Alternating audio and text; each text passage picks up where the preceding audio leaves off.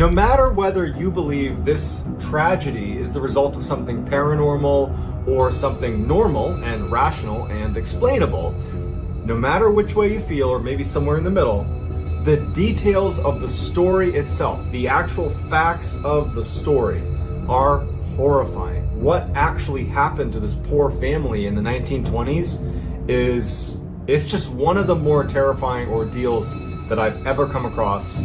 And it's crazy to me that it's a true story. Without giving too much away, someone or something shows up on this farm and it doesn't leave. One of the maids starts hearing strange sounds. They start looking for this person or this thing. They start seeing things moving around in their house, and there's every indication that someone is in the farm. Someone has snuck into the farm and is terrorizing us. And then on March 31st, 1922, whatever it was, finally attacks.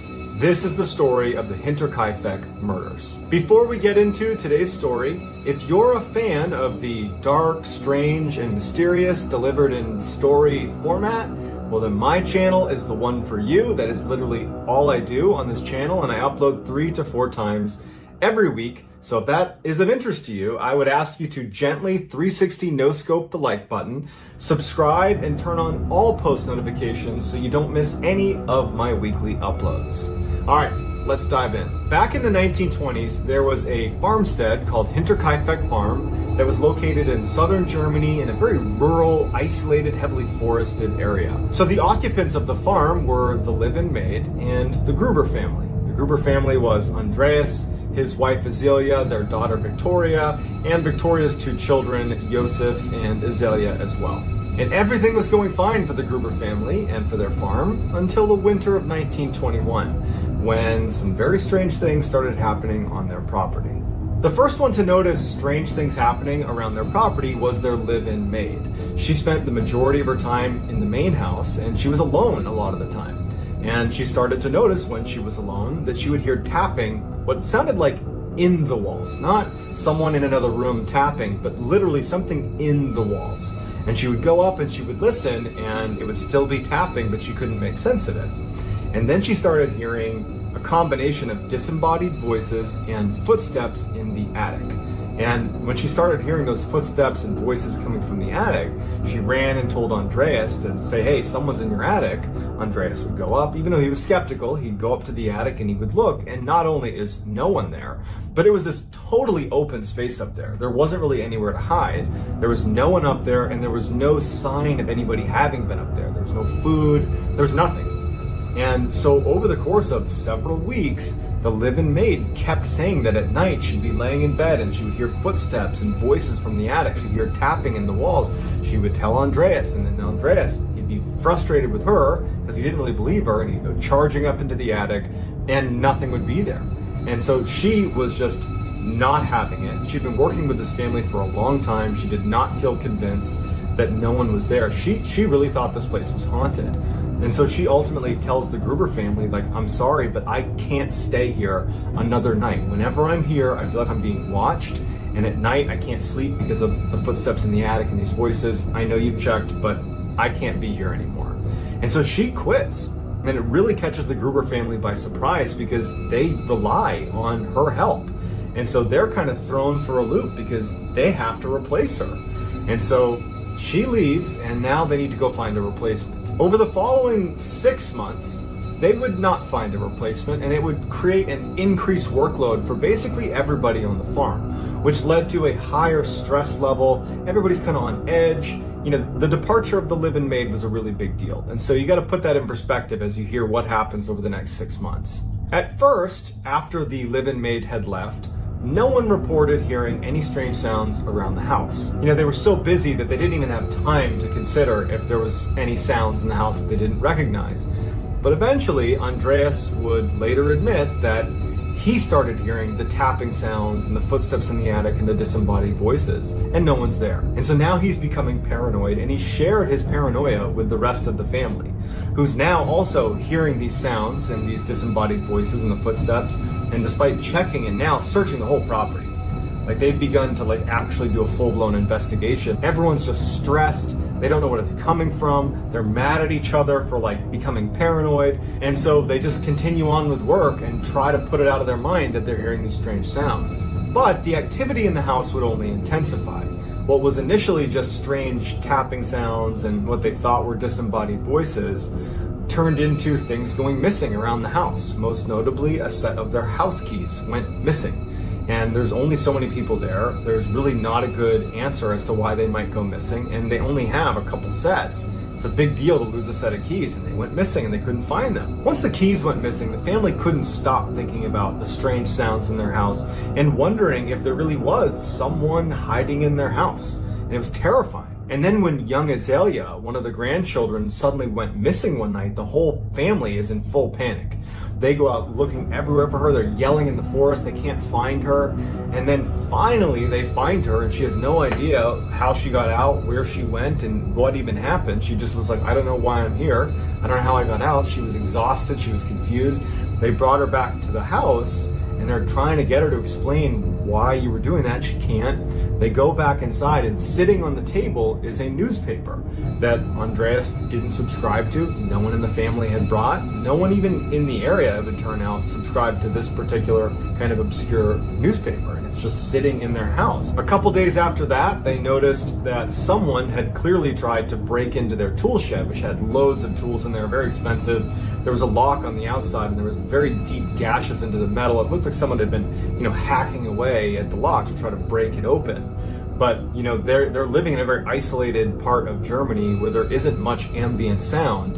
And so it was strange to them that someone had been so violent with this lock, like hacking at this metal lock, presumably with something metal, and no one had heard it or reacted to it. None of the dogs had heard it, nothing. So just very confusing stuff is starting to happen around the property. But it would be what Andreas sees in the spring of 1922 that pushes he and his family over the edge from general paranoia to outright panic. So Andreas wakes up in early March of 1922. There was this huge snowstorm the night before. He gets up early and he goes to the back door of his house and he opens it up, and he can clearly see that there are footprints that have walked from the forest, which is pretty far away from his property. They have quite a bit of acreage.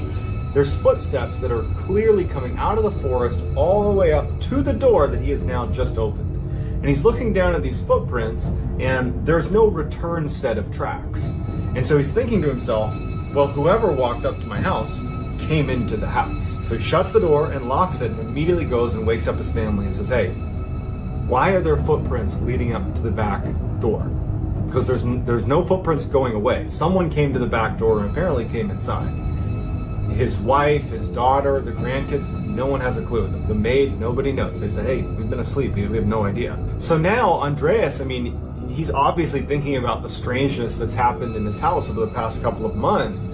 And so he's worried. So he opens the door back up and he looks and he's studying these footprints and he's like, I just don't get it. You have to turn around and walk back. Otherwise you're here, you're at the house. He shuts the door and he walks around his house. He looks at all of the different exits to his house. So he looks to see if there's exiting footprints, which is scaring him thinking about it, which means someone would have come into the house and jumped out a window or gone out another door, but he's just checking. And as soon as he makes sure there's no other footprints, he does a scan of his entire house. Because now he's convinced that someone's in his house. He goes to the attic. He goes all around. He's yelling. He's looking everywhere. There's nothing. There's no one in the house. The family's concerned, but there's no one in the house. So he keeps everything locked, and he goes outside and he starts tracking these footprints back to where they came from. And he walks all the way to the forest, and they just kind of stop abruptly. Like they just started kind of magically at the edge of the tree line and walked right up to his house, but there's no clear origination besides it's just in the forest somewhere. And there's also no clear sense of what happened once they arrived at the door. So after doing one more loop around his property, he goes in the barn, he goes in the shed, he goes back in his house, he's checking the attic, he's looking everywhere, and he can't find any indication that some stranger is here. He finally decides that he's going to tell someone about what's been happening at his property. And so they did have a neighbor, Lorenz Schlittenbauer, who was his closest neighbor, who was not really that close, but a couple hundred yards away. And he goes over and he tells Lorenz everything. I've been hearing sounds. My maid quit because she was hearing sounds. We looked in the attic, we couldn't find anything. Then we started hearing sounds, the keys go missing. There's this newspaper in my house. My granddaughter's running out in the middle of the night. She's disappearing. She doesn't know what's going on. These footprints. I can't make sense of it. And so Lorenz, also not knowing what to make of it, suggests like, hey, I have extra weapons. You want to take an extra rifle and arm yourself, protect yourself? And Andreas just says, you know what? No, I'm good. I'm going to pass on the rifle. I'm probably overreacting anyways, and I'm sure we're just fine. But it would turn out he was not just fine, and he probably should have taken up Lorenz on the offer.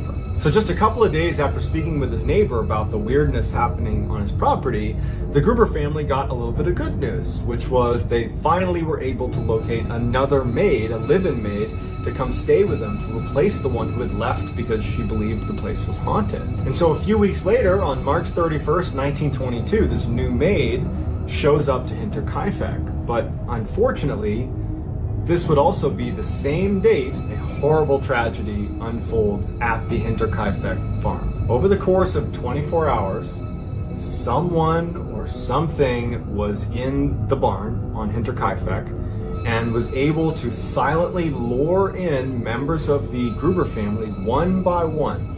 Without telling anybody else what they were doing, they would walk over almost like in a trance into the barn, where they would be struck in the head by something called a mattock, which is kind of like an axe.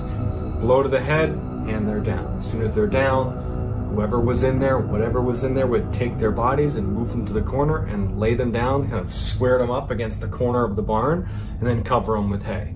And then as soon as they were deceased, he would go, whatever it was, would go back and lure in the next person. So over a whole day, each of these members of the family were being lured into this barn where investigators, nobody knows what it was that was luring them in. They weren't scared when they went in. Their guard was down, and they would go in and then get hit in the head with this mattock until there was 4 people stacked up in the corner. And at that point, the remaining 2 people on the farm were still in the house sleeping, and whoever was doing this went into the house and used the mattock to end their lives as well. 4 days later, on April 4th, a repairman who was scheduled to come to the Hinterkaifeck farm shows up to repair the feeding machine.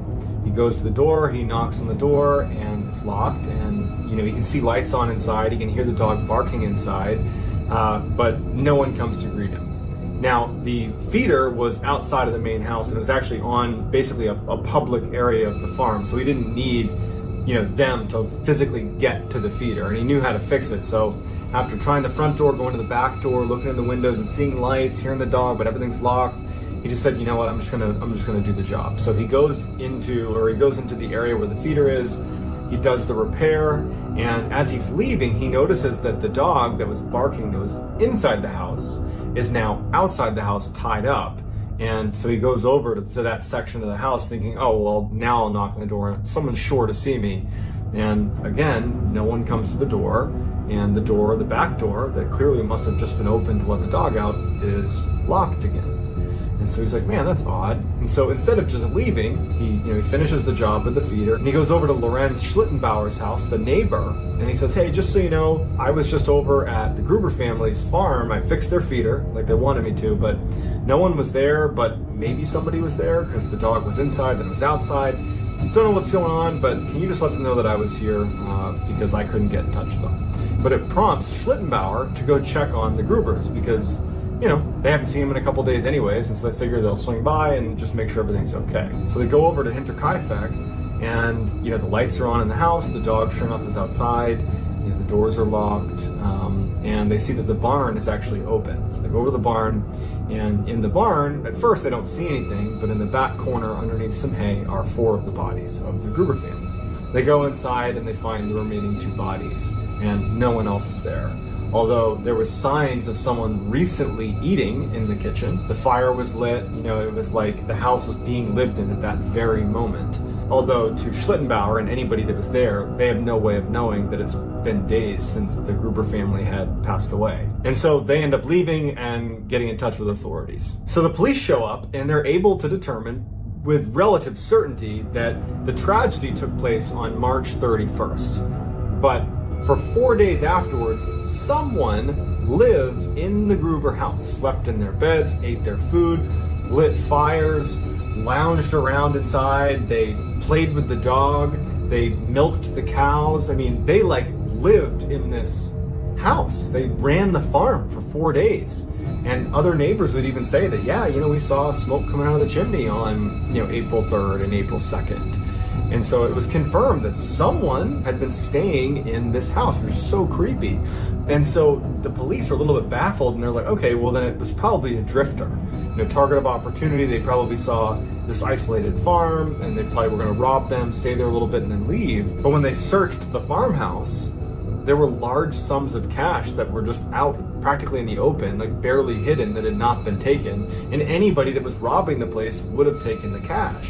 And so probably wasn't a robbery, which leaves maybe a crime of passion, but they were like, what's the motive?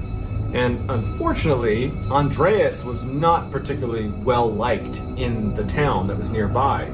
And so there was lots of people that didn't like Andreas, which made it really hard to whittle it down. So they started just interviewing like crazy. They're talking to hundreds of people that were in connection with, that could be connected to this, but they're getting nowhere.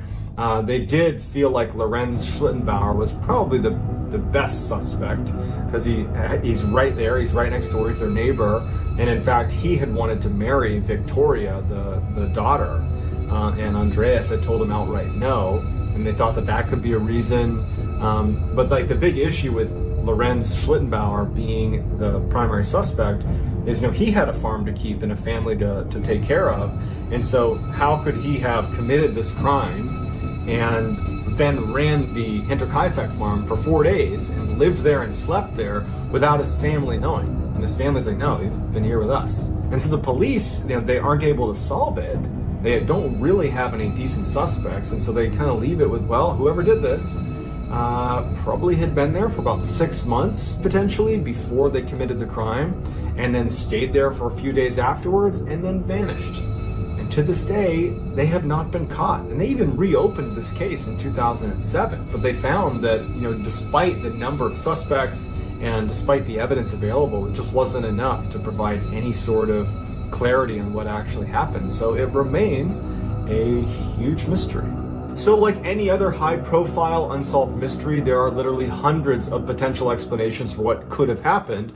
But what I'm most interested in is what you all think could have happened. I will do my best to look through your comments, and I'll respond to the ones that are the most interesting or the most plausible. So please, if you would, in the comment section, let me know what you think happened at Hinterkaifeck. And if you haven't already, please gently 360 no-scope the like button, and then please also subscribe and turn on all notifications so you get more content just like this in the days to follow. That's gonna do it, guys. I hope this was interesting. If you want to get in touch with me, you can reach out to me on Instagram. My handle is JohnBallen416, and I'm also very active on TikTok. My handle is MrBallen there as well. And that's gonna do it, guys, and I will talk to you soon. The primary criticism of virtually every paranormal story out there is a lack of credibility. Either the person claiming the events happened lacks credibility themselves, or you just don't have any other corroborating evidence, like other people that witnessed it, other credible people that witnessed it, or in many cases, a lack of video or photo proof that said paranormal event happened. But in the case of the story today, you not only have a highly credible witness, a NASA robotics engineer, you also have other corroborating witnesses that are from that NASA engineer's family that were there and witnessed it with him. And you have, albeit limited, you do have video footage of what they are claiming happened that was paranormal. But before we get into all of that in today's story, if you are a fan of the strange, dark, and mysterious delivered in story format, well, that's what my channel is all about, and I upload 3 to 4 times a week. So if that's your thing, if you could gently pulverize the like button and then turn on all notifications so you don't miss any of my uploads every week. All right, let's get into it. Bill Vail has always been incredibly scientifically minded. He's always had technical jobs his whole life. He took a job for 15 years at NASA as a robotics engineer. He also spent a little time as a pilot for NASA as well. He is just somebody that is very process oriented. And in fact, his family and friends they say this with respect, but they say that, Bill, he lacks an imagination. He's super pragmatic, super to the point, and doesn't really have time for, call it, creativity. He's all about facts. In 2002, Bill and his wife separate, and it catches Bill a little bit off guard. And it almost prompts like a midlife crisis for him where, before it had been really his work with NASA that had been fulfilling to him. And now he has this huge gap in his life. And suddenly, he's looking around and he's like, what am I doing all this for? I don't have a family anymore. Like, what am I doing? And so he decides to move back home to Arlington, Texas, where his little brother lived. So when he gets to Arlington, he feels like he can have a fresh start in a way. He has family around, so he doesn't feel quite as lonely, and he actually just takes a job at his brother's water purification company because he wasn't sure what he was going to do. He just knew that he needed to do something. So he gets a job at this water purification company, and he starts working with his brother, and he finds that even though it's not the same type of work that he was doing as a robotics engineer at NASA, it was nice to be working day in and day out with a family member. So Bill has only been living in Arlington for just a couple of months, and he had only been at the water purification company for maybe a couple of weeks. And so when a Saturday house call was called into the company and no one really wanted to do it, Bill thought, you know what, I'll take one for the team, make a good impression on my coworkers, and I'll take the house call. And what it involved is part of Bill's job was to go demonstrate how to install and use this water purification system in customers' home. The dispatcher for the water purification company said to Bill, she goes, hey, listen, this is a little bit weird, but the person who called was adamant that you be there at 5 o'clock, not a minute earlier, not a minute later. And it was probably only about 3 o'clock in the afternoon, and he's like, so what do I do? And she's like, I don't know, go get a bite to eat and just make sure you're there by 5. And so he does that. He's like, that's weird. But he drives around and he parks outside of the house a little ways down the street. And a couple minutes before 5, he gets out and he starts heading over to the property to do this house call. He starts walking up the path to this big brick house at 4:59, and as he's getting closer to the steps, he can hear through the front door, which you can already tell it's slightly open, it's not latched all the way. He can hear screaming inside of this house. It sounds like a woman screaming, and it actually sounds like she's screaming, get out of here. But he doesn't really know what to make of it. He has a job to do, so he walks up to the door, and even though it's open, he knocks. And now he can literally hear through the crack in the door that someone in this house is screaming. And he's listening, and finally he decides, well, I should probably just open it up and make sure everything's okay, because I can hear someone screaming inside, the door's open. So he opens it up and he walks inside. He takes one step inside of the residence and just kind of peeks around, and he can see a little bit down the hall off to the right, there's an opening to a room. And in the room are 3 men on their knees in a little circle, and a woman is walking around them in a circle, and she's holding a book in her hand, and she's speaking in tongues. Just nonsensical, couldn't make sense of her language, but periodically as she's circling them and she's touching each of their heads, she's screaming, get out of here. Leave these people. Get out of here. Bill is about to leave. He knows that this is just too weird for him, but right before he does, the woman who's walking around the 3 men on the ground looks up at him and points directly at him and doesn't break eye contact and just holds her finger out pointing at him. And he gets this very strange sense that this woman wants to do harm to him. And so he just runs out the door and is like, yeah, I'm not going back in there. Goes back to his car and he calls the dispatcher back at the water purification company. And he's like, okay, I just took an insane house call. The lady in there is crazy. I'm not doing it. Don't reschedule. And if you do not put me on it because I will not go in there. Bill was a very straightforward guy. And he's just not going to let his imagination run wild with what they were doing. Those people are crazy and that's not my business. It's not my problem. And so he forgot about it. He just goes home to his house and he turns on the TV and he gets his microwave dinner and he's just sitting there eating his food and just having a nice Saturday night to himself, when out of the corner of his eye in his other room, and I keep in mind, Bill lives alone and has no pets.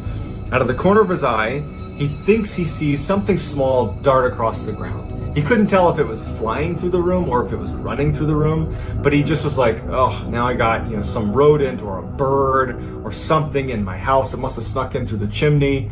And so Bill is not scared. He's mostly frustrated that now he has to deal with some rodent in his house or some bird in his house. So he puts his food down and he turns on all the lights because he was watching TV with the lights off, turns on all the lights and just searches his house. He's like quiet, listening, trying to like hear where the thing went in his house, and he can't hear anything. And after over an hour, he just decides, well, geez, I don't know where it went. I don't know what it was. Maybe I didn't even see it in the first place. So that night, he wakes up suddenly to what feels like some small creature running over the foot of his bed, but like over his foot. And it instantly wakes him up, and he instinctively sucks his legs up to his chest under his covers. You know, as pretty much anybody would do when some random creature is running on your feet in the middle of the night. And he's like, great, this thing, it's probably, now you can tell it's a rat, it's a rodent. He's like, great, now it's literally in my bedroom on my bed. And so he flips on the lights, and now he's just mad because this is right in the middle of the night. It's the last thing he needs. And he lights on and he searches the room. He looks under, his dresser, he looks in the closet, he looks under his bed, he looks everywhere. And he can't find this thing. He's stopping periodically to listen, and he can't hear scurrying or anything. Did I imagine that as well? Because I guess I don't know if I saw something darting out of the corner of my eye when I was watching TV. I think I did. And just now, could that have been in my dream? Because he wasn't really awake for it happening. He woke up to it and thought it's what happened. And so he's starting to like tell himself that, you know what? I'm somehow creating this weird thought in my head. Like, I probably didn't see anything downstairs, and I was probably having a dream about this, rodent in my house, and that's what prompted the thought that something had touched my feet. And so he's like, all right, whatever. Turns off his lights, and he goes back to bed. So Bill falls back asleep, but shortly thereafter, he wakes up again when his bed is violently shaking. And he wakes up, and his bed's shaking, and it stops almost immediately once he's awake. And he thinks that they're having an earthquake. So he jumps out of his bed and he's looking around to see if like things are gonna start falling on him. He runs to the window, he looks outside, he can't tell what's going on. He runs into the other room, and he can suddenly tell, because he's in a bit of a panic, that there is no more shaking happening. Now the shaking's done, the house is totally silent. And he runs back to his bed, and he has this thought like, could I in my sleep have shaken my bed? And he had one of those huge 4-poster beds, and he's like trying to move it, and Bill's a big strong guy and he can barely move his bed, and he has this memory of, my bed was literally shaking. And he's like, now this is 3 times that something strange has happened, and I can't make sense of it. And being a very kind of pragmatic person, and not one with, as his family said, a wild imagination, he did not have that. He's like, okay, let's find out if there was an earthquake. So he goes online and he starts researching earthquakes. And he's thinking maybe if the earthquake had just happened, that the news would break right then and there, some headline. There's nothing. And so he's like, okay, what other rational things could have caused my house to shake? Because again, there's no other damage in his house. Nothing fell, it was just, he felt the shaking and that was it. And so he starts researching like what's in the area, and he finds that there was a military base, and actually it's an air base right near his house, a couple miles away. And he's thinking, okay, well, when the fighter jets are taking off, that take off at all hours, maybe there's a sonic boom from one of the jets accelerating. And he didn't know if that was it, but he thought it could be it. And then he's like, oh, well, there's also all these oil rigs that are drilling in the area. Maybe there was an accident. So he's researching for, recent accidents at oil rigs. And he's trying to find a rational explanation for this bed shaking incident. He also can't help but feel like, what happened with that thing I saw that was like touching my feet? Like, he's not connecting the two events, but he has this weird sense that either something's wrong with him and he's losing his mind, or something really weird is happening in his property. So as he's trying to find this rational explanation, his internet goes out. And so he tries troubleshooting it a couple times, but he can't get it to work. And so he calls his service provider to just have them see if they can fix it. And so he calls customer service, somebody picks up, and they're like, yep, your internet's out, let me fix it for you. Let me put you on a brief hold.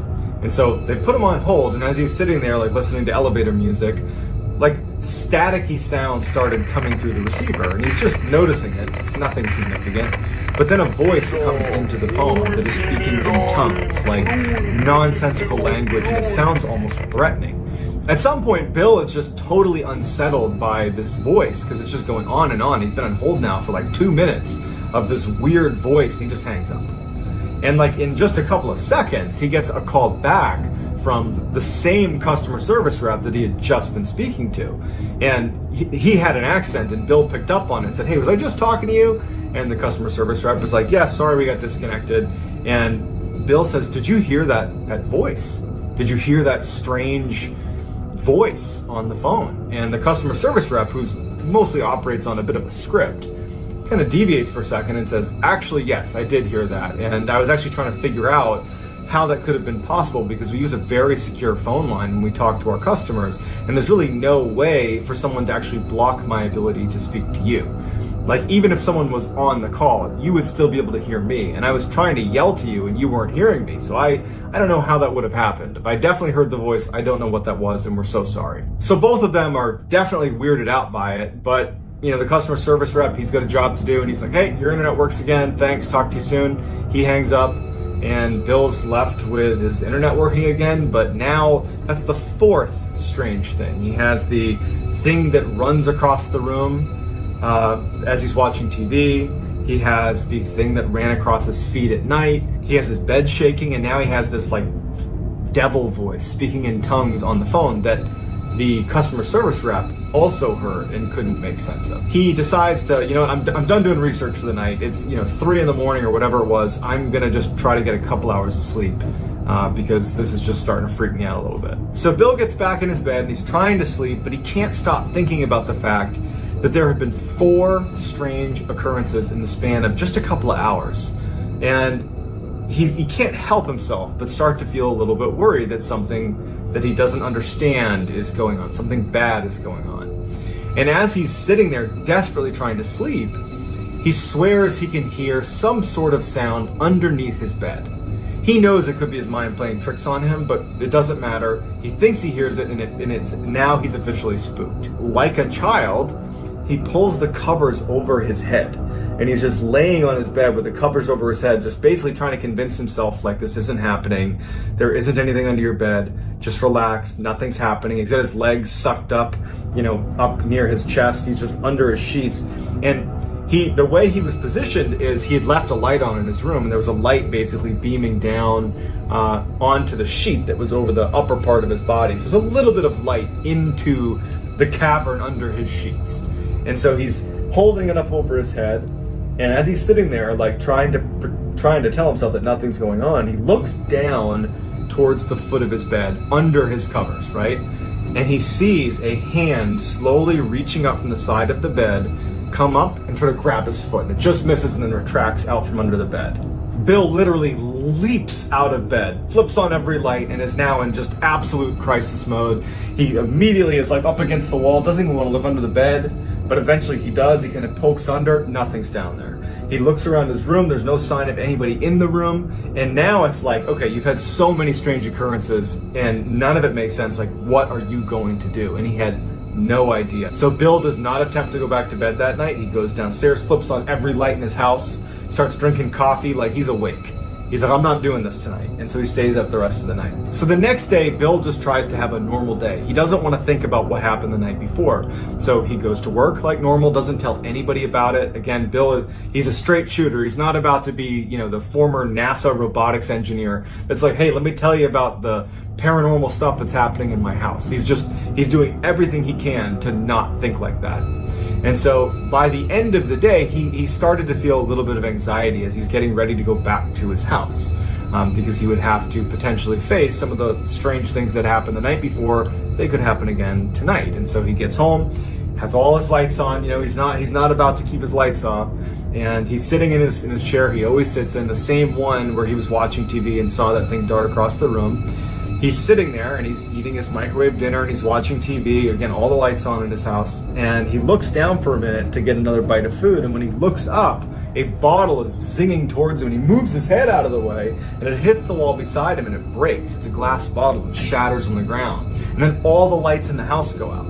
So Bill runs to the closet where he knows he has a flashlight. He opens it up, reaches for the flashlight, and as he's about to pull it out, he hears in the closet, towards the top of the closet, this loud slamming sound. And he had a couple pretty heavy boxes on the very top shelf in his closet, and it sounded like someone had almost lifted one up and then slammed it down on the top shelf. But obviously he didn't do that, and it totally freaked him out. He grabs the flashlight, shines it in the closet. There's no one in there. There's nothing in there.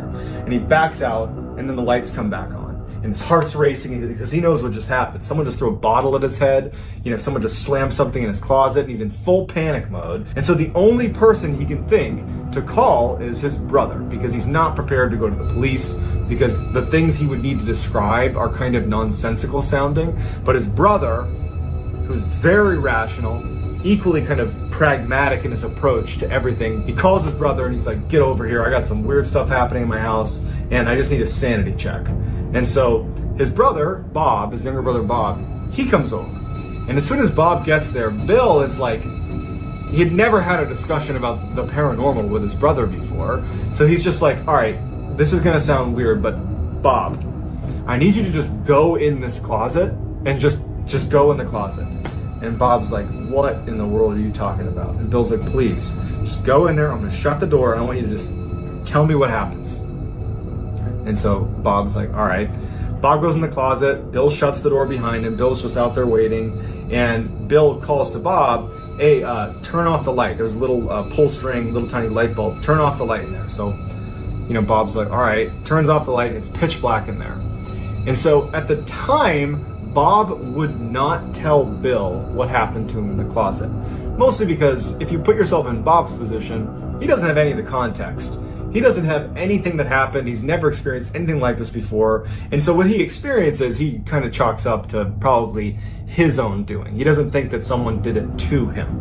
And so what happens is he's in the closet and he feels something hit his leg. And he thinks, oh, I must have knocked into something that hit my leg, like a pair of shoes or something. And he's just standing there, and then something hits him hard in the face, and he thinks, oh, I must have hit something on the top shelf that fell and hit me in the head. But the two things combined, it did unsettle him a little bit, and he consciously decided, I'm not gonna tell my brother Bill that this happened because I'll only feed into his own paranoia right now, and that's not what he needs. Opens the closet, gets out, and he's like, you know what, Bill? Nothing happened in there. You got nothing to worry about. There's nothing in here. And so he leaves, and Bill is left kind of crestfallen because he feels like he really didn't do a good job conveying to his brother just how much had happened in the house so far. He basically said, I've heard some strange noises, go in the closet. And then nothing really happened. So he feels like out of his element. He just feels like he doesn't know how to handle it. And so he has only one other person that he feels comfortable kind of letting in to this situation, because it was just kind of embarrassing for Bill. I mean, he's this esteemed NASA employee. The last thing he wants is to have somebody think that he's like losing his mind a little bit. But he has his friend Michael, who is a sound engineer that worked for a couple podcasts. And when he calls him, Bill doesn't even really know what he's going to say to Michael. He just needed to talk to someone, like a friendly voice kind of thing. And he calls him, and Michael's a little bit surprised to see Bill calling him, and they have a little bit of small talk. And Bill says to Michael, I don't know how to approach this with you, but I moved to Arlington, and I've got some weird stuff going on in my house, and I guess I'm just telling you because I don't know what else to do. And so Michael's like a little bit caught off guard and is a little bit just worried about his friend. And he starts asking him some basic questions, just, well, what have you heard? Like, what have you seen? Just not really sure if it's even remotely worth exploring, but just asking some basic questions. And as they're having this exchange, the voice that came on the phone during the call to the customer service rep for the internet provider came on the phone. And all of a sudden, Bill can't hear Michael, and Michael can't hear Bill. All they both hear is this voice, this like angry, kind of demonic sounding voice that sounds very threatening. And so while this is going on, Michael just instinctively is like, well, I have all my sound set up here, and he grabs a mic and he puts it to the receiver and starts recording. And for a minute and a half, he sits there recording this voice. And then about 30 seconds into the recording, not that Michael could hear it, Bill on the other end, who's heard this voice before, and he's starting to get the feeling that this whole thing is bad. Like, it's bad. And he starts yelling to Michael to hang up. Don't listen to this. Hang up the phone. Don't listen to the voice. He's yelling for him. And then after about a minute and a half of this chaos that Michael's recording, the voice suddenly stops. And it goes back to Bill and Michael talking to each other. And it's like crystal clear. And so Michael immediately says, hey, Bill, you there? And And Bill's like, yeah, I'm here. I was trying to get you to get off the phone. You can't listen to this stuff. I don't know what it is, but it's bad. And Michael just goes, no, listen, I recorded that. Here, let me play it back for you. And so he starts playing it back, and it's silence. Except for when Bill was yelling to Michael, don't listen to it. Hang up, don't listen to it. And Michael is yelling in the beginning to Bill like, hey, what is that? What is this? But then it's all silence in between. So they aren't speaking to each other, even though they're on the phone with each other, and they hear something, but the recording only picked up their voices, not the demonic, possessed sounding voice. At this point, Bill is starting to get a little bit scared. Maybe he wouldn't admit to it, but he's alone in this house and all this strange stuff is happening, and he just decides that he's going to invite his brother over for dinner. And Bill is in the chair that he always sits in, and Bob and his wife Cindy are on the couch, and they're kind of having a nice time. Bill recalled feeling, it was just nice to have other people in the house. And they're watching TV, and as they're watching TV, suddenly Bill just stands up and kind of runs over to the room where he had originally seen that thing dart by, this rodent or whatever he saw. And Bob and Cindy obviously see him get up and run over, and they're like, hey, what did you see? What was that? And Bill's like, okay, I don't know how to describe what I saw, but I saw this thing that's in my house. And, Bob, I brought you over here because I've just been seeing this animal or something running around my house, and I swear I just saw it. I swear I just saw it. And he goes, hey, look, Bob, sit in my chair, because it was the only vantage point into this room. The couch where Bob and Cindy were sitting, they couldn't really see into this room. And he goes, just listen to me. Bob, sit in my seat and just sit here and just watch the TV. Don't pay attention to the room. Just watch the TV and just see if something catches your eye. Because, maybe I'm seeing something that is totally rational, but something's happening. Just do what I was doing. And so Bob's like, all right. So he sits in the chair. Bill sits next to Cindy, and they start watching TV again. And Bob, all of a sudden, just clearly reacts to seeing something in the room, and he goes, oh my God, what is that? And they all stand up, and Bill is like, well, what'd you see? And Bob's like, I don't know. It was like some kind of small animal or something, and it looked like it was on 2 feet. It did not look like a 4-legged animal. That's like a 2-legged animal. Like, what was that? And so Bob, he's now feeling like, I was in that closet, some weird stuff happened that I didn't tell Bill about. Now this, and he's like, okay, Cindy, his wife, Cindy, you sit in the seat. You do this now. And so now Bill and Bob are sitting on the couch watching Cindy, and Cindy's watching the TV. Of course, in just a matter of minutes, she sees something dart across the room. Now, was she just kind of jumping on the bandwagon because these two saw it? Maybe. But she certainly described the same thing that Bill and Bob claimed to have seen, which was a bipedal, small creature that was just running through the dining room. And so the three of them turn on all the lights, and they start searching the house. They're going to find this animal or thing in the house, and they search everywhere for hours, and they can't find anything. Finally, after it's getting late, Bob and Cindy are like, hey, Bill, I don't know what's happening in your house, but why don't you just come stay with us? We got a guest room. Just crash with us tonight, and you can come back in the morning and call animal control or whatever you want to do, but you shouldn't be here tonight. There's too many weird things happening here. Bill, in a way, was actually kind of happy because now he had someone that he trusted and loved, his own family, that had confirmed that they were seeing the same things he was. That even though that is terrifying, that all of a sudden Bill is alone in this house with some creature, this small bipedal creature running around the house, at least he wasn't losing his mind. Or if he was, at least other people were too. So he was kind of relieved, and he was like, you know what?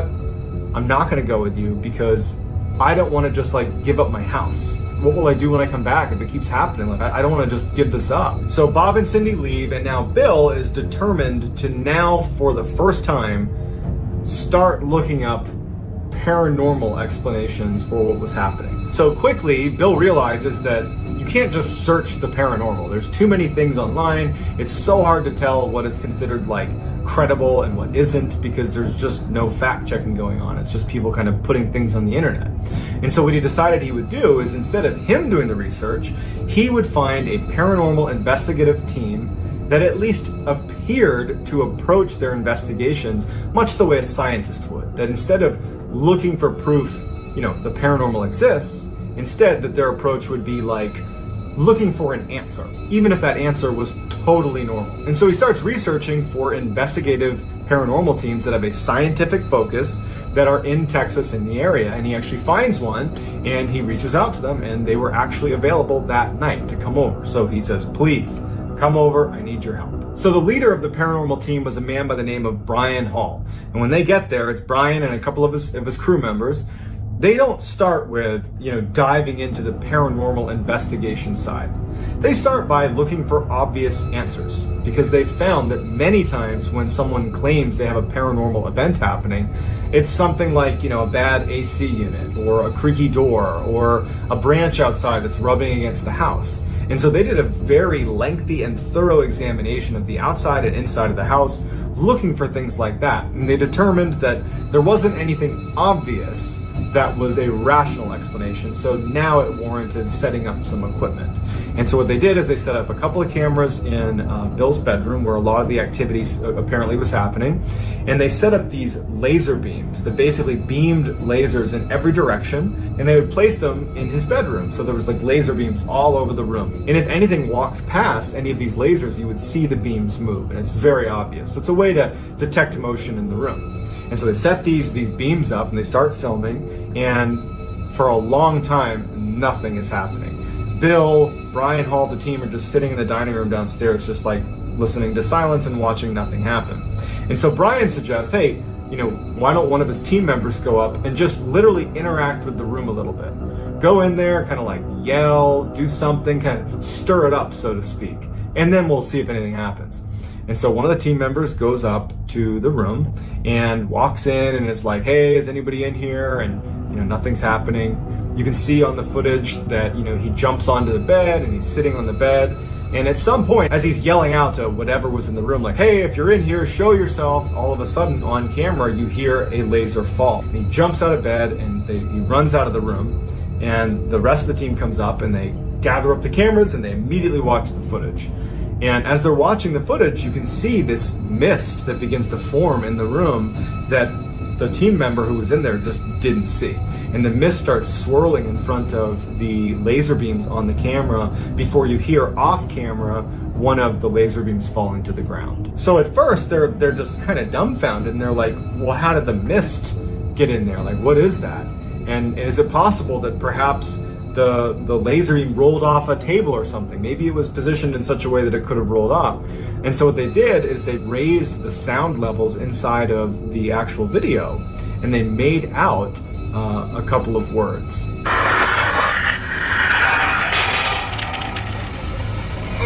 And so at this point, Brian Hall and his team feel like they have quite a bit of data that actually does lend credibility to the idea that there is something paranormal happening in Bill's house. So as they're packing up to leave, they say to Bill, like, you gotta go. You can't be here. Like, I'm surprised you're still here now. And Bill just was this super prideful guy, and he just was like, no, I'm gonna stay. Like, I've made the decision, I'm not gonna run. I'm gonna stay here in this house. And they're like, that's a bad idea. And honestly, they were right, because some pretty horrible stuff happens after they leave. So that night, he knows he's not gonna sleep. So he has all his lights on in his bedroom. He's sitting with his knees tucked up to his chin. He has upbeat music, like classical music, but very upbeat music playing on the radio right next to his bedside. And he's just trying to like kind of create good vibes in his room. And so as he's sitting there, he hears what sounds like a Mack truck smashing into the side of his house. Like, it was so loud and just deafening that he instantly sprints out of his door, runs downstairs, runs outside to like inspect the damage to his property. And nothing's outside. There's nothing. There's no Mack truck. There's no damage to his house. There's nothing. He walks all around his property. He's like, did something fall in the street? Am I losing my mind? Like, what's going on? And so he goes back in the house after quite a bit of looking around, seeing if something might have fallen off of his roof that made a sound. Nothing. He goes back in his house, and as soon as he steps foot in his house, he hears a similarly loud crashing sound, as if, a vehicle is smashing into his house. except it's inside of his house, in his dining room. It was in the same room where he first initially spotted that thing running across the ground. And so he runs in there to look for some horrible damage to the inside of his house, but there's nothing disturbed. There's nothing shaking, there's nothing out of place. His dining room is intact. And as he's sitting there, he hears his car alarm go off outside. And now he's thinking, this thing is screwing with me. I'm not gonna let it win. I've stayed here against better judgment for multiple days. I'm not gonna give in now. And so Bill kind of goes into fight mode. Now he's mad. And he's, instead of being scared of what's happening, he starts screaming at the top of his lungs, like, show yourself. And so as he's doing that, he hears yet another loud crashing sound up in his bedroom. And so he runs upstairs ready to fight with whatever this is in his house, because it's gotten to a breaking point for Bill. He charges in his room, there's nothing in there. But unlike the dining room, and unlike when he was outside, the crashing sound continues while he's in the bedroom. So he's standing in his bedroom, holding his ears from the deafening crashing sounds over and over and over again, but there's nothing moving. There is no way for the sound to be emanating from that room, but it is. And after what feels like an eternity of this horrible smashing sound, it just completely stops. And it's dead silence. And Bill lifts his hands off his ears and he's looking around, and he's expecting it to start again, but it doesn't. And it's just dead silence in the entire house. After quite a while, and he still doesn't hear anything, he gets back in his bed. All the lights are on. His radio's on. And he tucks his legs up to his chin, and he's just holding himself basically in the fetal position. And he is, at this point, he's now just petrified. He had his big fight moment, but I think he's now thinking that this thing was just challenging me back. It's basically saying, I can do whatever I want to you, and you can't touch me. I can do whatever I want, you can't touch me. And he's realizing that maybe he could have made it worse, and he's sitting there knowing he's not gonna sleep. It's still the middle of the night, and he starts hearing a noise that sounds like maybe shuffling of feet, something's moving around underneath his bed. And as he's sitting on his bed, at the head of his bed near his pillow with his feet tucked in, he looks at the foot of his bed, and this huge, just wide, 6-foot tall black figure emerges it's bright in the room. This black figure emerges at the foot of his bed. It's got this huge tooth coming out of its mouth, and it gets into this jerky position and starts moving towards Bill. And it gets right in front of him, and it puts its face right against Bill's, and then grunts and then disappears. Bill continued to see this horrible black figure in his house, and it continued to kind of challenge Bill, and Bill stopped challenging it back. And so Bill started waking up with these scratches on his chest. He was hospitalized a couple of times, prompting the hospital to do welfare checks on Bill because he was showing up with these mini heart attacks because of the stress that he claimed was from having this stuff happening to him. And his family's so concerned. And it wasn't until Bill started really doing some aggressive research on demons that he read about exorcisms. And he remembered that when he showed up for that house call, a lot of the language that he was hearing coming from that woman who was screaming, leave these people, leave this house, it sounded like an exorcism. And he was thinking that, do you think it's possible that the exorcist knew that she needed another host for these demons? And so she planned it so that she would have this water purification person show up right at 5 p.m. so that she could be at the part of her exorcism where she could cast the demons onto him. After 2 exorcisms of his own to his house, it still hasn't stopped. He still, to this day, is dealing with the paranormal activity in his house. And when asked why he hasn't sold his house, is he thinks that he couldn't live with himself if he ever put another person through what he has dealt with at his house. I don't know about you, but I would not have lived in that house for an additional 18 years. That just sounds like the worst. But, I'm not Bill, and so he's made up his mind that that's what he needs to do. But for me, anyways, I would have left that house. I would have abandoned that house, more than likely. But I'd love to hear what you would do in that situation, and I'd love to just get your feedback on this story. It's interesting when you have a story like this coming from the mouth of someone so credible, like a NASA robotics engineer who's inherently skeptical, and having lots of corroborating evidence. I'd love to hear what you all think about this particular story, and whether you think this is true or just something else that's totally rational and easy to explain. Love to hear in the comments. That's gonna do it, guys. In 1986, Annie and Jessica Andrews, who are teenage sisters, unfortunately lose their mother to cancer. It was a relatively abrupt death. It caught the family by surprise, and so following her death, Annie and Jessica lived full-time with their father, Brian Andrews. Now, Brian worked a lot, but with the death of his wife, he had to work even more to make sure he was bringing home enough of an income to provide for his two daughters. Annie and Jessica were hit very hard by the loss of their mother. They were very close with her, and with their father being gone so much, those two were left alone a lot at the house and left alone with their thoughts, and they missed their mom.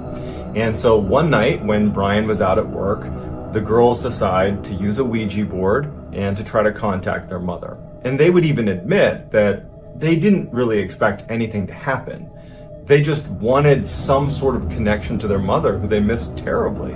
So they went down in the basement, they got out the Ouija board, and they have like a seance. They didn't really do much research into how to do it or what to do. They basically just started, kind of asking if their mother was here, could she give them some sign? And they have this kind of Ouija board seance, and nothing comes of it.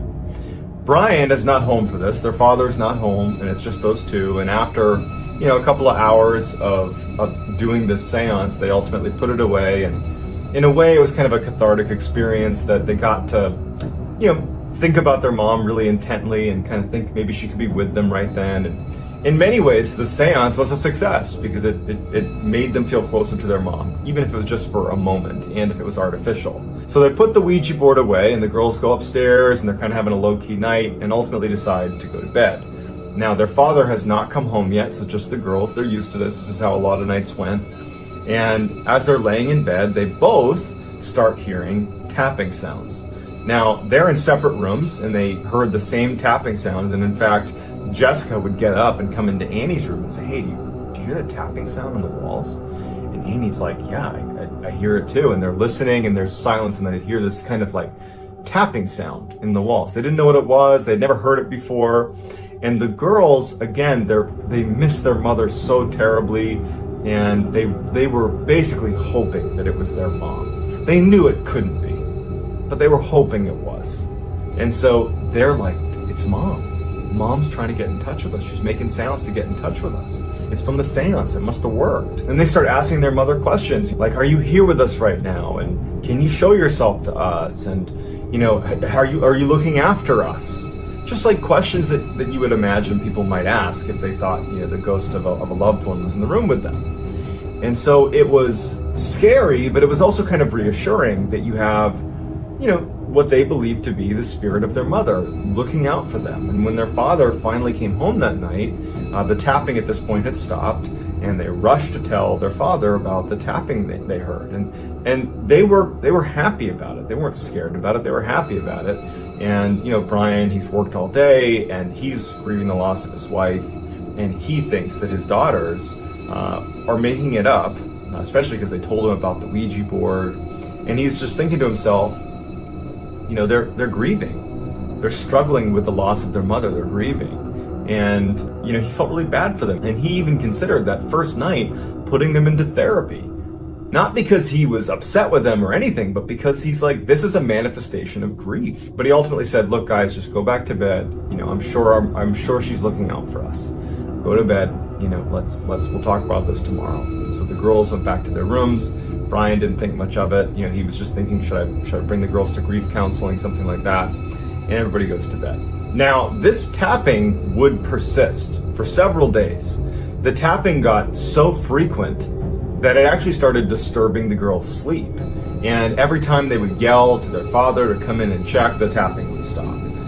And so it was like kind of driving them crazy. And then when they would all leave the house during the day, in the evening, whenever, anytime the house was empty. And so they would come back to the house, and things would be moved, furniture would be moved slightly out of position, some of the silverware had been moved around, just little things all over the house. And Annie and Jessica's father is quick to say, "Guys, I know this is you.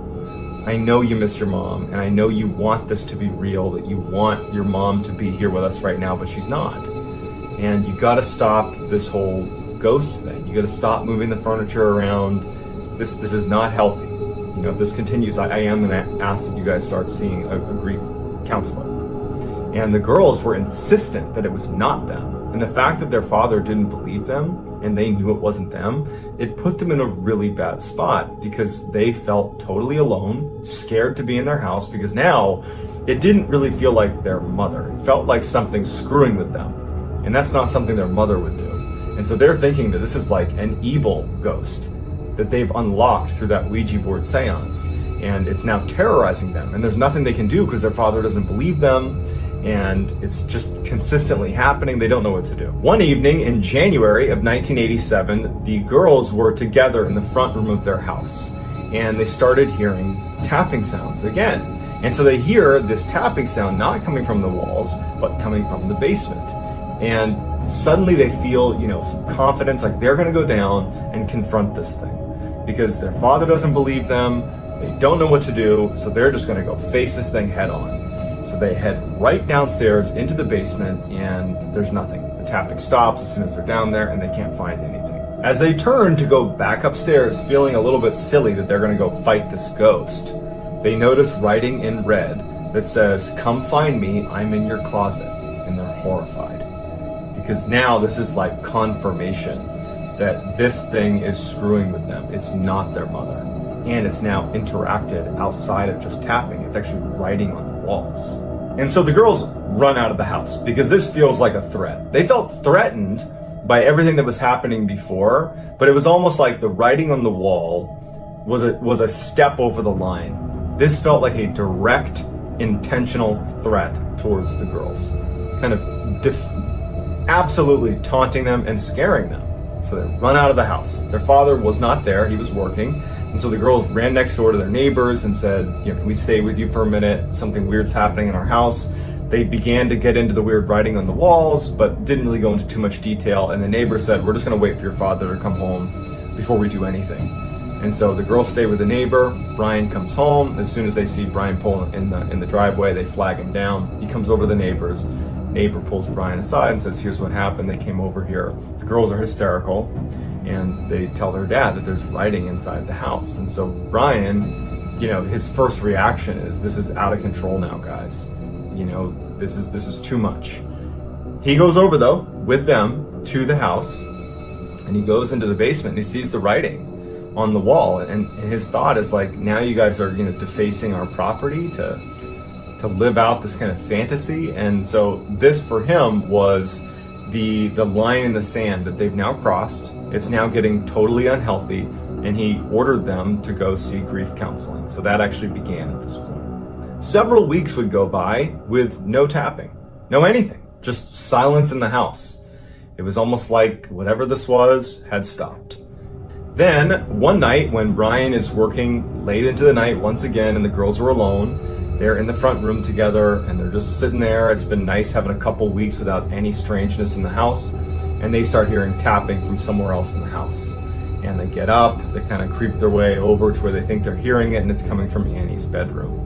When they go into Annie's bedroom, written on the walls is, "I'm back, find me if you can." Just like the last time they saw writing on the wall, they run out of the house. They flee the house, they go to the same neighbor's house, and they say, "It happened again. You gotta believe me, it happened again." The neighbor says, "Stay with me, we'll wait for your father again." Father comes home, same situation plays out. He gets flagged over to the neighbor's house. The neighbor says, "Hey, they're back again," with the writing on the wall. And Brian's mad. And he says to the girls, like, "I put you in counseling. I'm telling you to stop doing this. Like, this isn't okay. It's not healthy." And he tells the girls and the neighbor to stay here. I'm gonna go in that house and I'm gonna search the house top to bottom to show you that there's nothing to be afraid of in that house. And so he goes back to his own house, and when he opens the door, the house is in total disarray. It's like someone had ransacked the house. And he's thinking to himself, the girls didn't do this. Someone else did this. And so now he's on edge. And he walks through the house, he's not hearing anything, and he goes up to Annie's bedroom, and he sees the writing on the wall. And then he looks, he sees a man standing in the closet wearing women's clothes, which would turn out to be his dead wife's clothes, wearing a wig, carrying a hatchet. And this man in a dress is staring at Brian, and Brian's startled The guy starts running out. Brian tries to grapple and fight with him, but the man in the dress manages to run past Brian out into the rest of the house. Brian is like so caught off guard because this guy's got a hatchet. He doesn't know what he's going to do. He starts chasing after him, but the guy's gone. Brian's looking in his house, but finally Brian just leaves the house because this guy's got a hatchet. He runs outside, he runs over to his neighbor's house, and he's like, call 911, there's somebody in the house. He makes sure his girls are okay, stays with his neighbor, calls the police. The police go in, and they look everywhere, and they can't find anything. And they say to Brian, like, I'm sure someone was here. It's a very convincing story you just told, but they're not here now. And unfortunately, all we can do is tell you probably should not be here right now until whoever this was is caught. And you should stay with some relatives. We'll watch the house, we'll see if anybody else comes back, but there's not much we can do. And so unfortunately the girls and the father are left with no answer to what was going on or who this person was. And Brian's thinking to himself, like, how did he get away? How did this guy in the dress get away? Like, how did that happen? I mean, they're searching the neighborhoods. He's wearing a pretty distinctive outfit. How did he get away? And so for 2 weeks, Brian and his daughter stayed with some family. But in those 2 weeks, no one found out who this guy in the dress was. I mean, Brian and the girls are traumatized. Brian feels like this horrible father, that I've left my girls alone in the house over and over and over again with some crazy person with an axe in my house. I never believed them. What could have happened to them? It would have been my fault. And so it's a horrible time period. The girls are traumatized because now they realize they've been interacting with some crazy person in a dress with an axe in their walls. And it's just this horrible situation. But after 2 weeks, it's tough living with another family member. It's a tight place they're staying. And they decide, you know what? At this point, whoever that guy was, he must have ran away. We got police watching the house. Let's just go home. Let's just go home. We'll lock everything up. We'll get a security system. There's police watching the house. Let's just go home. And so they decide, okay, let's pack up and head home. And so as Brian is driving up his street, he looks at his house and he can see that there's a light on in the second floor. And he's thinking to himself, like, I thought the police were just watching it from the outside and just kind of patrolling the neighborhood. I didn't know there'd be police inside my house. And as he's looking up at the window, about to pull into his driveway, he sees the guy in the dress suddenly walk across the window. He sees him clear as day. So he stops what he's doing and he calls the police. Police are there in a second. The house is surrounded. So with the house surrounded, police finally go inside. Now, no one's been inside the house since Brian and the girls left. They locked it up and they were monitoring it. There was no police inside the house. There's nobody inside the house, supposedly. The police, when they open up the door and go inside, the first thing they notice is not only is all the furniture flipped upside down and moved all over the place, but there are pennies glued to the ceiling. All these pennies glued to the ceiling. And there's red writing all over the house. On all the walls and weird places, just writing, strange cryptic writing. But they search the house and they don't find anything. But one of the officers who was down in the basement at one point noticed that there was a little piece of wood covering up what looked like a crawl space behind the washer and dryer. And he found that he could very easily move aside the washer and the dryer. And there was this board that when he pulled it aside, it was the entrance to a crawl space. In the crawl space, they find that someone had kind of burrowed between all of the insulation all around the house into all the walls. And there are these little peepholes in all the different rooms that whoever was in the crawl space could look into any room at any given time. And as they're searching this intricate crawl space that spanned the whole house, they find Danny LaPlante, who was this totally deranged teenager who had briefly dated Annie. Annie had broken it off with him, and so he had snuck into their house and had been living in their walls, listening to their conversations, had heard about Annie's mother passing away and had kind of adopted this "I'm gonna pretend to be your dead mother" routine, and had been writing in ketchup on the walls and tapping it. He had watched them do the seance, and so he had all this stuff to work with to really spook them, and had been sneaking out and moving furniture around and sneaking back into the walls for months. And that's not even the worst of it. Danny LaPlante, after he was brought out of the crawl space, was arrested and then put into a juvenile detention center. And then when he got out of the detention center, later in 1987, For reasons that no one understands, I don't even think Danny understands, he broke into someone's house and murdered almost an entire family in cold blood. I don't know about you guys, but the idea of somebody living in my walls for 2 months, doing anything, is horrifying, let alone being Danny LaPlante, the psychopath that he was. But what really trips me out is when the police went in that second turn, when they had the house surrounded, and they find pennies glued to the ceiling and writing on the wall, and then they find him in this intricate crawl space. Like, that's straight out of a horror movie that wouldn't be scary because it's just too many weird elements. But it happened. And I just think about the trauma that the Andrews family undoubtedly has suffered, not only the loss of their wife, their mother, but imagining what could have happened to them, because Danny would go on to murder almost an entire family. Just as easily could have been them. And so I would imagine I'd be shocked if they ever got over it. That's a deep-seated trauma that, I can only hope that they were able to recover from. After 3 years of intense military training, I had become a Navy SEAL, joined my first SEAL team, which was SEAL Team 2 in Virginia, and I had joined my platoon, my 25-man platoon. We had gone through all this additional training at the team to prepare for deployment, and here I was, 3 years to the day, almost exactly, from when I went to boot camp, getting ready to deploy as a Navy SEAL to Afghanistan. But none of that training would prepare me for how intense my first couple of weeks in Afghanistan would be.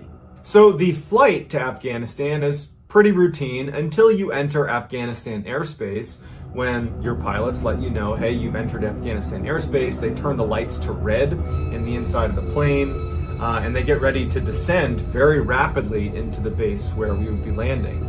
We can't afford to be in the air for any longer than we have to be, because there's a risk of getting shot. So there's a super steep descent, and then they tell you to stay away from the windows, right? So you're avoiding the windows in case you get shot at. And I remember thinking, like, wow, like, this is really it. We're here, we're in a war zone. Like, we're nosediving into bases to avoid getting shot at. Like, it was intense, and I'm in my 20s. Like, it was just kind of cool. Then the ramp opened, the back of the plane opened, and we all got out, and we're inside of this very well fortified base. We're safe in here.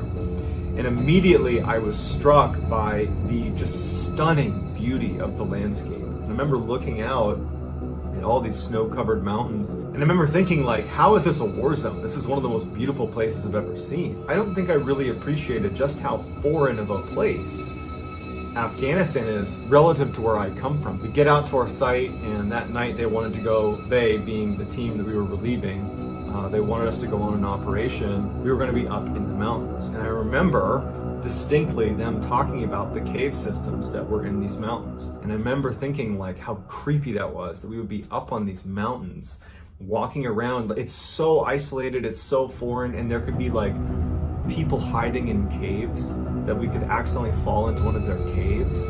Like, it really creeped me out. And so I was talking about how creepy these caves were, and the interpreter was like, what's really creepy is back in 2002, there was this fairly well documented case of another special operations unit, the Army Green Berets, coming in contact with a creature in a cave, and they actually got into a battle with it, and they lost one of their soldiers to this creature.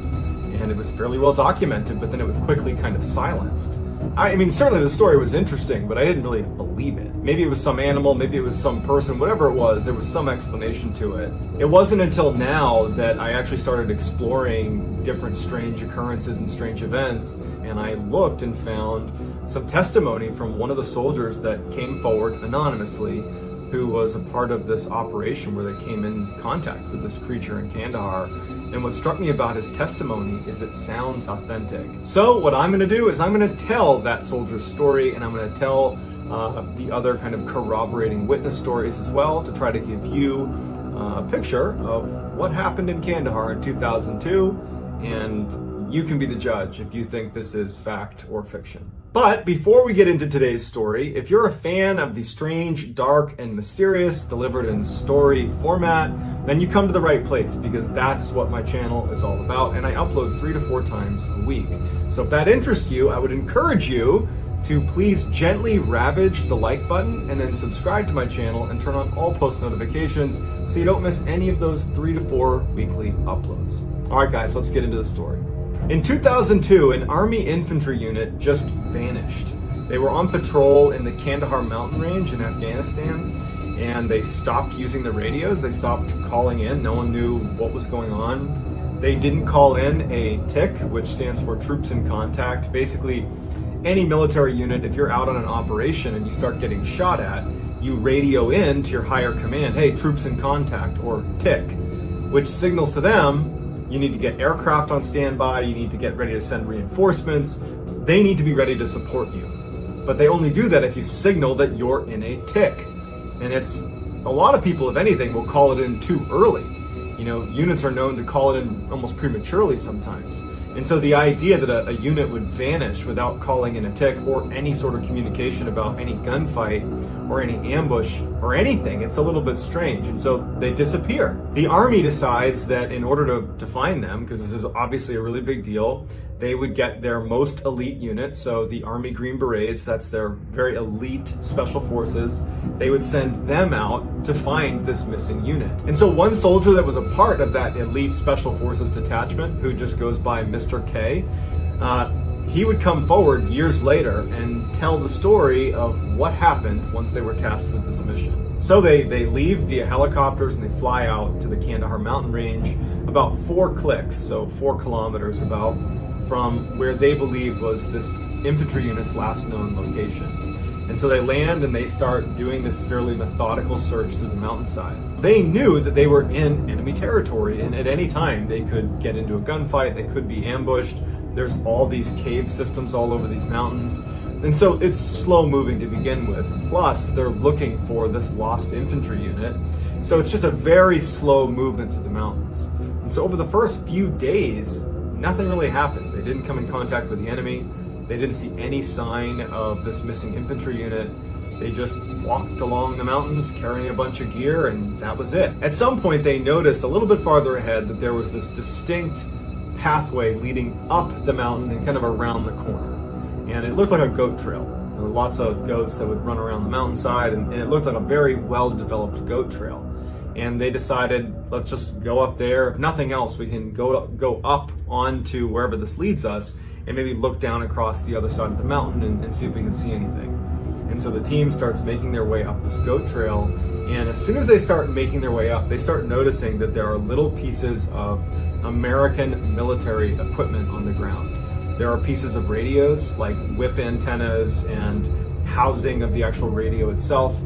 They found military-style backpacks as well, and they started finding pieces of uniforms that belonged to the missing infantry unit. They knew based on the patches that were on these uniforms. So as they're walking up this trail of broken equipment and uniforms, they start seeing some bone on the ground. They didn't know if it was human bone or what, but they start seeing broken bones scattered on their way up to this kind of plateau. And so now the Special Forces team, I mean, they're incredibly well trained. I mean, I'm not just being biased here. I mean, the Army Green Berets, the Army Special Forces, they're very similar to the Navy SEAL teams, which I was a part of. 2 different units, no doubt, but very much peers. And the level of training you get in handling situations like this one, now granted this one's pretty unique, you're so well trained that when things start getting dangerous, it's like your training just kicks in, and everybody's does. And so I would imagine that when they saw this, what they were thinking is, this was an ambush. This infantry unit was ambushed, and we're probably coming up on the ambush site. And so they're, taking defensive positions, and they're moving slowly and very tactically up this mountain, and they're keeping their weapons pointed at the leading edge on their way up to the top of this mountain. They get to this plateau. It's like a flat section of the mountain, right? It's like a steep mountain, and there's like this little shelf almost. And there's more equipment scattered and more bones scattered across it, and there's all these cave entrances right in front of them. It's as if they were intentionally placed so that they fed out onto this shelf. And so they start moving towards the mouth of the caves, and they realize, without even getting very close, that even though the mouth of these caves are pretty large and everybody could go into the cave, there is a steep drop-off. Like, you'd walk in and then it just goes straight down, and someone kind of peered over the edge and couldn't see how far it went down. and they decided that it was just too dangerous to go in there because clearly something happened here where American lives were lost, based on the tattered uniforms and equipment. And so let's just pull back and take up defensive positions looking at the entrance to all of these cave entrances. And so as leadership goes down kind of out of the fatal funnels, if you will, outside of these caves, Mr. K, who's the guy who's told us this whole story, he said he's looking at one of the entrances to the caves and he sees a flash of movement inside of the cave. And he looks over at it, he doesn't have time to react to it or anything, and all of a sudden a spear comes flying out of the cave, this big, massive lance comes flying out, and it goes right through one of his teammates whose name was Dan. So Dan's down. And so the whole team saw that. They didn't see who threw it, but they certainly saw the spear hit Dan. And so as they're shocked and just keeping their weapon up, wondering what's going to happen, out runs this, by Mr. K's account, a 12 to 15 foot tall man with a red beard and red hair down past his shoulders, comes charging out, howling like a war cry. He's got animal skins for clothes. He just looks super dirty. And he runs over to Dan to pull the spear out and probably use it again. And the rest of the team at this point is broken out of their shock of what they're seeing, and they start engaging this giant. And the giant didn't really have a chance to fight back. And in 30 seconds, the giant is down too. So Dan's down and the giant is down. And the whole team is like, what just happened? So after the dust had settled and all the shooting had stopped, they went to check on Dan, and Dan had passed away. And so they called back into higher headquarters, and they're trying to describe what happened. A very large, possibly human creature threw a projectile that hit Dan. And so they sent 2 helicopters out, one to retrieve Dan and the team, the other just to hoist up this very large human-like creature because they wanted to know what it was. And they struggled mightily to get the netting around this big creature. It ended up weighing over 1,100 pounds. It had 6 toes on each foot and had 6 fingers on each hand. They load it up, they string it onto this helo, and it takes off. And the team gets into the other helicopter and they go back expecting to be debriefed as soon as they get back to base. The helicopter with the giant would fly to an airfield, and they would meet up with a crew of a C-130, which is another big military aircraft. The pilot of that craft would publicly say that he remembers seeing a 12 to 15 foot tall giant person with 6 fingers on each hand, 6 toes on each foot. And he would say that's what he saw, even though it was later redacted and made top secret. Mr. K and his team, they flew back to the base to be debriefed, and so they had to provide an after-action report. It's something done in the military. You go out, you do any operation, you come back, and you write up what happened. And so Mr. K and his team decided to just be honest about what they saw. And so they described it again in detail. 6 fingers on each hand, 6 toes on each foot. It came out, it threw the spear, it hit Dan. It was this horrible situation. And once they submitted it, their leadership said, you got to rewrite that. We're not going to accept that. So Mr. K said they ultimately rewrote it, and it just sounded like a typical engagement in the mountains with the enemy. And it was made top secret, and then they never saw it again. And that was it. Mr. K said that he and the rest of his team also had to sign non-disclosure agreements to not ever talk about what they saw.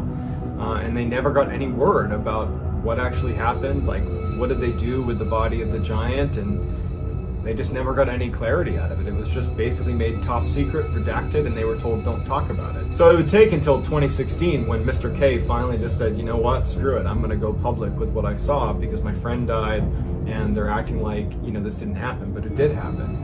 And so that's why we have this detailed report of this mission where they came in contact with the giant of Kandahar. I don't know how I feel about this story. I do think that if there was a place in the world that had the ability to mask or hide giants from being seen by the prying eyes of the human population, it would be Afghanistan. There were times when I was walking around out there that it felt like I was walking around on another planet. But either way, you do have one soldier who was killed by something out in the mountains of Kandahar, and his own teammates say this is what happened. And you have multiple corroborating witness testimony, but A lot of it's been made top secret and redacted, and so we don't really know what happened, or at least us commoners don't know what really happened. So I'd love to hear what you think happened, whether you think this totally happened and it's true, or if you think it was a hoax. If you enjoyed this story, if you would, please gently ravage the like button and then also subscribe to my channel and turn on all post notifications, because I post stories like this one 3 to 4 times a week. And so if that's your deal, well, then you've come to the right place.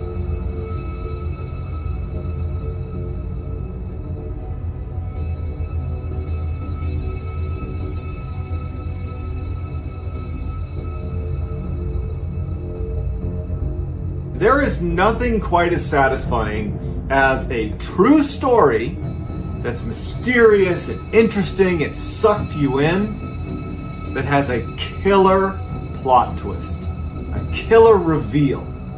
That, to me, is just the most satisfying thing you can find. I am a complete story addict, and so I go looking for these stories. I go literally searching for real-life stories with real-life plot twists. And in my opinion, the very best one is the story of the missing lighthouse keepers, and that is the story I'm going to tell today. So the too long didn't read version of this story is a crew is sent out to this lighthouse off the coast of Scotland. They're being sent out there to relieve the workers that are there, provide new supplies, and just kind of make sure everything is okay. When they get out there, nothing is okay. The 3 lighthouse keepers are missing. The island and the lighthouse are kind of in disarray, and then they find the lighthouse keeper's logbook, which, needless to say, is very strange. It has some entries in it that don't really add up, and then when you combine those entries with what some people had to say on the mainland that were watching the island, it really doesn't add up. So it creates this really epic plot twist. It's absolutely worth watching to the end, I promise. So let's get there. Off the coast of northwestern Scotland lies a stretch of 7 small islands. It's called the Flannan Isles. One of those isles is called Eilean Moor, and on Eilean Moor is a lighthouse, and that's where our story is going to be centered. But before we get into the story, Eilean Moor has some odd history to it. It's long been regarded as a place that's paranormal. In fact, on the island, basically the only people that inhabit it are the lighthouse keepers. Usually there's 3 or 4 of them, and sheep. And so sheep herders often go out to that island, and they're the ones that report hearing strange sounds and just feeling like they're being watched. It's a creepy place. And in fact, anybody that visits the island that isn't a sheep herder or a lighthouse keeper, even if they've never heard of the history of Eilean Moor, oftentimes report a very odd sense of being watched, of just not feeling right on that island. And so Eilean Moor really had developed a reputation as being a pretty creepy place. So in addition to just the strange aura around the island that basically anyone who went there reported, anybody that went to the Church of St. Flannan is its name, they reported feeling like they were being drawn to pray. That there was this overwhelming sense that you should be praying as soon as you walk into the church. And in fact, the draw was so strong, like getting on your knees and praying, that they developed this strange ritual that when you got to the island, it was customary that before you went in, you immediately dropped to your knees and crawled around the church on your knees before making your way inside and continuing to pray. So just a strange place with strange rituals. That's the scene that is set for this true life, very strange mystery. In December of 1900, a steamboat was passing by the Flannan Isles, and as they rounded their way past Eilean Moor, they noticed that the light was out. The lighthouse was not operational. And so when that steamboat finally got to port 3 days later, they told authorities that, hey, Eilean Moor is not operational, you should go check on them.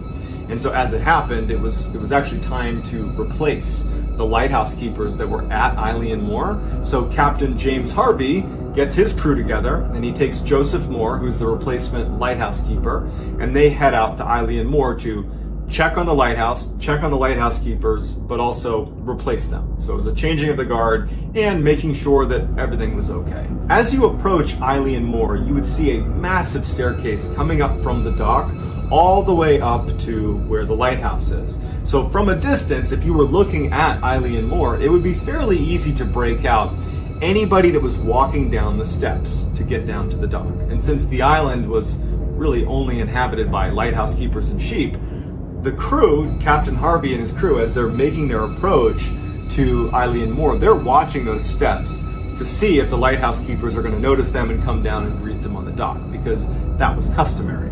You always are at the dock ready to assist the crew as they come into Eileen Moore. That was just the way it was done. And so as they're making their approach, they're watching these steps, looking for signs that the keepers are coming down, because on some level, the crew that's going out to replace them, on the back of their head, they're a little bit nervous that something's wrong. I mean, they know that the lighthouse was not operational, and that's part of the reason they're going out. So they're kind of like actively watching those steps. They're looking for signs that they're coming down to the dock. And as they get closer and closer, they don't see anybody come down the steps, they don't see anyone on the dock, and even worse, no preparations were made for the next crew to come into the dock. That was something that all lighthouse keepers did. They kept that dock, up to code, so that if any time someone came in, they could properly dock and make their way up. So no preparations are made, no one is coming down to greet them. So the omen is pretty bad. And so Captain Harvey and his crew, they dock on the dock, and the captain and his crew say, hey, to Joseph Moore, you go up and just do a cursory examination of the island. Make sure these guys are okay. We'll stay down here for a minute, you go check. So Joseph Moore gets out and he starts walking up this massive set of stairs where he can't see the lighthouse. He can only see the steps. It's pretty steep. And later he would say that he had this deep sense of just foreboding, like something bad is about to happen. He felt very stressed out as he's walking up these stairs. And as he makes his way up, he finally kind of crests to where he can actually start to break out the top of the island, where you can see the lighthouse and you can see, where they were staying. And the first thing he notices is the steel railings that line this massive staircase up to the island near the lighthouse itself. The steel railings had been bent over. Like, imagine if it was made out of tinfoil. They had been folded onto themselves. Like, pretty significant damage to, steel railings. And so he makes note of that. And he also notices that this big boulder that just, I don't think it was decorative, it just was on the island, and so they built around it. There's this huge boulder that just was right in front of the lighthouse, and it had been that way for, years and years. It had moved significantly, and you could actually see a trail underneath the boulder where it had rolled across the grass. So Joseph Moore, the replacement lighthouse keeper, is thinking to himself, my God, this is straight out of the storm of the century. Like, clearly the worst storm ever has hit this island. No wonder their lighthouse was non-operational, because they were hit with like the worst storm ever. And so that's his initial assessment. He goes up to the door. The door is unlocked, but shut, and he opens it up. First thing he does is he yells for the lighthouse keepers that are supposed to be there.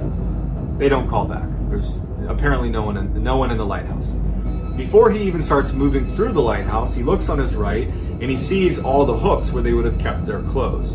And one hook still is holding an oilskin jacket. And anytime you would leave the lighthouse, especially if you were leaving the island for some reason, there is no reason in the world you would not be wearing that jacket. So it's another kind of bad sign. It means that if they're not here, if the three lighthouse keepers are not inside of this lighthouse, why aren't all three oilskins gone with them? It's another sign that something terrible has happened. He looks into the kitchen, and on the kitchen table is plates of meat. There is, pickles that have just been pulled out of a jar, and a couple of the chairs have been upturned. And he also noticed that the mechanical clocks had stopped. And so he's thinking to himself, okay, something happened where they left in a hurry, because they toppled over chairs, they left food on the table, someone forgot their jacket. He continues moving through the lighthouse, and he gets to their bedrooms, and all of their beds are unmade. Again, it was kind of customary that you would never leave the lighthouse unmade. You would make your bed because someone else could be coming in to relieve you. And so it was yet another sign to Joseph Moore that something had happened suddenly that caused the lighthouse keepers to abandon the lighthouse.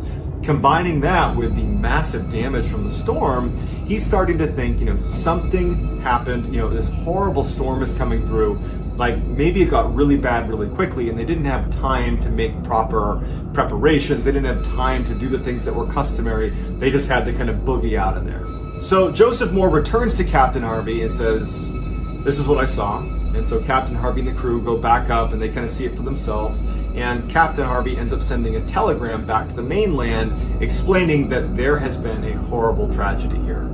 A dreadful accident has happened at the Flannans. The 3 keepers, Ducat, Marshall, and the Occasional, have disappeared from the island. The clocks were stopped and other signs indicated that the accident must have happened about a week ago.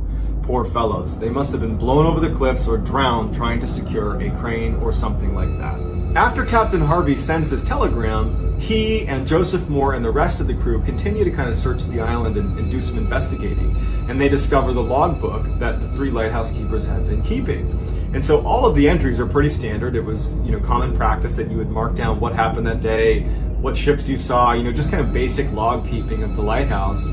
But they start getting really interesting on December 12th. On December 12th, the leader of the 3 lighthouse keepers noted that severe winds, the likes of which he had never seen before, he's been doing this for decades, are passing through the island. And he's acting pretty worried about whether or not the lighthouse will be able to withstand this storm. He also noted that the other 2 lighthouse keepers were not doing well. He said one of them had been basically just praying nonstop. The other had been doing a bit of crying. Now, the man he's describing that is crying over the intensity of the storm was known on the mainland as one of the toughest, saltiest men on the planet, who had weathered dozens of hurricanes out on islands all by himself. And so for him to be crying over the severity of the storm just shows you how severe the storm really was. The entries on the 13th and 14th point to them believing that they're not going to get out of this storm alive. At this point, all 3 of them are just praying nonstop and are kind of anticipating at some point they're just going to get swept off the island. Then on December 15th, it just says, "Storm ended, sea is calm, God is over all." So Robert Moorhead, who is one of the leaders of the investigation, said that basically on December 15th, after that final entry was made, they must have gone down to the dock to secure some of the supplies and just kind of make sure that it wasn't totally damaged from all of the storm, and a rogue wave from this storm must have swept them away. When word got to the Scottish mainland about what had happened to these lighthouse keepers, the people that sat on the coast facing Eilean Moor, they were really confused, because whenever there's a storm out at Eilean Moor, they can see it because the island's not that far off the coast and they can see the storm. But over the past few days, namely December 12th to the 15th, which was the time period those log entries were made about the storm passing through, the people on the mainland of Scotland said that not only was there no storm, but in fact the visibility onto Eilean Moor was better than it had been in years. They saw parts of the island that were only visible in perfect circumstances, meaning there was never any storm. So what the heck happened to those lighthouse keepers? What were those log entries about? Why were they drawn to tears? How did the railings get flipped over and the boulder get moved aside? Where did they go? In the years following their disappearance, other keepers were sent out to man that lighthouse, and all of them reported hearing someone yelling the names of the 3 lighthouse keepers that went missing. So pretty creepy stuff. And unfortunately, it's still very much an unsolved mystery, despite the official statement by Robert Moorhead. And so I'd love to hear in the comments what you think might have happened to the lighthouse keepers, and what could possibly explain that there wasn't a storm, but in the journal they said it was the worst storm ever, and there's physical damage done to the island. How do we reconcile that? Either someone's not telling the truth, or something just doesn't add up. And I'd love to hear what you have to say in the comments.